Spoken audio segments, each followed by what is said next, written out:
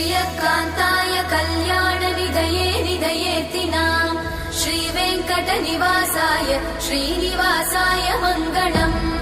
लक्ष्मी सविभ्रमालोकसुभ्रूविभ्रमचक्षुषे चक्षुषे सर्वलोकानां वेङ्कटेशाय मङ्गलम्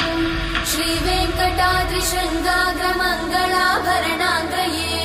मङ्गलानां निवासाय श्रीनिवासाय मङ्गलम्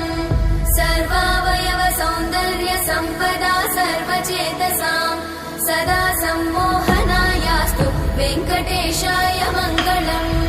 नित्याय निरवध्याय सत्यानन्दचिदात्मने सर्वान्तरात्मने श्रीमद् वेङ्कटेशाय मङ्गलम् स्वतः सर्वविदे सर्वशक्तये सर्वशेषिने